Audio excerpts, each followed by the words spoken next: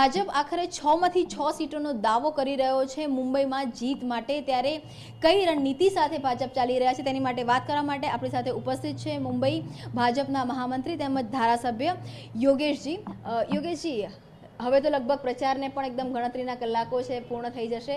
રણનીતિ એવી કઈ છે કે ફરીથી 6માંથી 6 સીટો પર આશ્વસ્ત છો? રણનીતિમાં તો છેલ્લા 5 વર્ષમાં વડાપ્રધાન શ્રી નરેન્દ્રભાઈ મોદીજીએ કરેલું એમનું કાર્ય છે।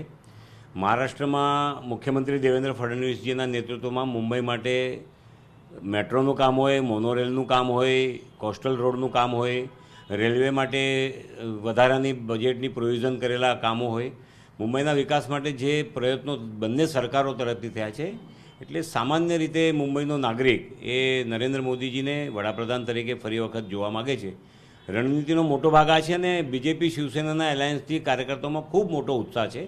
એક હિન્દુત્વને માનવાવાળો જે વર્ગ છે, જે બંને જણો પાર્ટીઓ અલગ અલગ લડે તો મતો ડિવાઈડ ન થાય, એના વિભાગણી ન થાય, એ યુતિ થવાથી ખૂબ ખુશ છે। એ મરાઠી ભાષિક બી મતદારો છે, અન્ય ભાષિક બી મતદારો છે અને સામાન્યતઃ ગુજરાતી ભાષિક મતદારો છે। એટલે એનો બધાનો લાભ એ ભારતીય જનતા પાર્ટી, શિવસેના, આરપીઆઈ, રાસપ યુતિને મળશે અને એટલે 6 સીટો મુંબઈની જીતે એવી અમારી ઉજળી સંભાવનાઓ છે।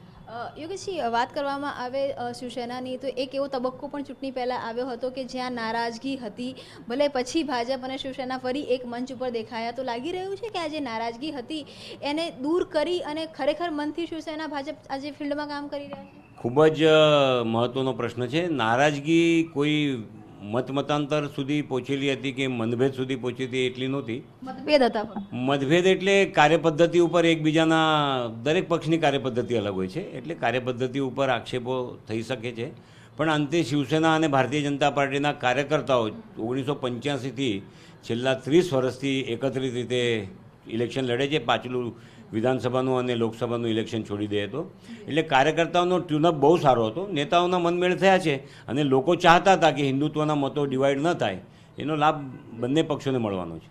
આ વખતે મનસે ભલે ક્યાંય પણ ચૂંટણીમાં નથી, પરંતુ જે રીતનો પ્રચાર થઈ રહ્યો છે, ક્યાંક ને ક્યાંક સીધું વડાપ્રધાનને ટાર્ગેટ કરીને પ્રચાર થઈ રહ્યા છે, લાગી રહ્યું છે મનસે એક ફેક્ટર બનશે ક્યાંક ને ક્યાંક જો ભાજપની સીટ અથવા તો લીડ ઓછી થશે તો એની માટે?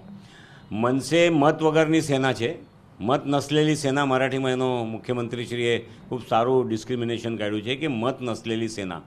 રાજ ઠાકરે પોતાનું અસ્તિત્વ રાજનીતિમાં છે એ સાબિત કરવા માટે આ બધા ફાફાઓ મારે છે અને રાજ ઠાકરે એ હાયર કરેલો નેતા છે। રાષ્ટ્રવાદી કોંગ્રેસ અને કોંગ્રેસનો પર્ટિક્યુલરલી શરદ પવારનો ભાડેથી લીધેલો નેતા છે અને એને એનું રોલ બજાવવાનો છે, એ કામ કરે છે। મને નથી લાગતું કે કોઈ રાજ ઠાકરેને માનવાવાળો વર્ગ બી હવે મતદારોની દ્રષ્ટિએ કંઈ બચ્યો હોય। રાજ ઠાકરે પોતે પ્રયત્નો કરે છે, લોકો એને મિમિક્રી જોવા માટે મોટા પ્રમાણમાં જાય છે। પહેલાં એ મિમિક્રી શરદ પવારની, સુશીલકુમાર શિંદેની, વિલાસરાવ દેશમુખની, પૃથ્વીરાજ ચૌહાણની કરતા હતા, હવે એ મિમિક્રી અમારા નેતાઓની કરે છે। એટલે એની અંદર કોઈ રાજ ઠાકરેને કારણે મત પરિવર્તન થશે એવી કોઈ સંભાવના કોઈ પણ ભાષિક મતદારોમાં નથી। જો કોંગ્રેસની વાત કરવામાં આવે તો કોંગ્રેસે પણ આ વખતે 6 બેઠકો પર કંઈક રણનીતિ સાથે પોતાના ઉમેદવારોને ઉતાર્યા છે, ત્યારે શું લાગી રહ્યું છે? ટફ ફાઇટ છે આ વખતે મુંબઈમાં? કોંગ્રેસના ઉમેદવારોમાં ઉર્મિલા માતોંડકર એક ઉમેદવાર છે, રાષ્ટ્રવાદીના સંજય દિનાબામા પાટીલ એ ઈશાન્ય મુંબઈથી લડે છે, એકનાથ ગાયકવાડ એ જ સેમ ઉમેદવાર છે, મિલિંદ દેવરા સેમ ઉમેદવાર છે, પ્રિયા દત્ત સેમ ઉમેદવાર છે, સંજય નિરુપમ સેમ ઉમેદવાર છે। ગુરદાસ કામત ઇલેક્શન હારી ગયા એટલે કોંગ્રેસે ઉમેદવારો કોઈ રણનીતિ પ્રમાણે બદલ્યા નથી। કોંગ્રેસે પરિસ્થિતિનો લાભ લેવાનો પ્રયત્ન કર્યો છે, પણ મને નથી લાગતું કે પરિસ્થિતિનો કોઈ લાભ કોંગ્રેસને મળે, કારણ કે પરિસ્થિતિ કોંગ્રેસને અનુકૂળ નથી।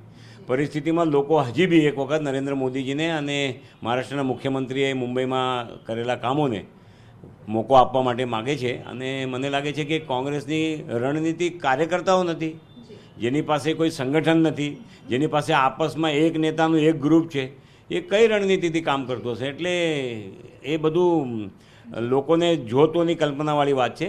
ભારતીય જનતા પાર્ટી, શિવસેના એ મુંબઈમાં 6 સીટ ઉપર સ્વીપ કરશે। લીડ ઘટશે, વધશે? લીડ વધશે।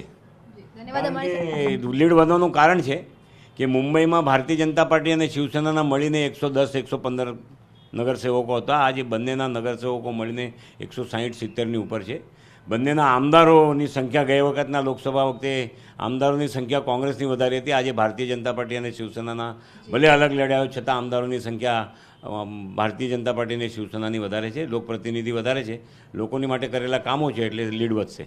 ધન્યવાદ અમારી સાથે વાત કરવા માટે. તો આ હતા ભાજપના મહામંત્રી યોગેશજી, જેમનું સ્પષ્ટ માનવું છે કે આ વખતે પણ જે લીડ છે તે વધવાની છે અને કોંગ્રેસે પરિસ્થિતિનો લાભ લેવાનો ચોક્કસ પ્રયત્ન કર્યો છે, પરંતુ આ જે પરિસ્થિતિ છે તે તેમના અનુકૂળ નથી. એટલે ફરી એકવાર જે જનતા ભાજપ સાથે જશે. કેમેરામેન ઇમરાન સાથે કિંજલ મિશ્રા, TV9 મુંબઈ. TV9 ગુજરાતીની YouTube ચેનલને સબસ્ક્રાઇબ કરો અને બેલ બટન જરૂરથી દબાવો જેથી દરેક વિડીયોના નોટિફિકેશન તમને મળતા રહે.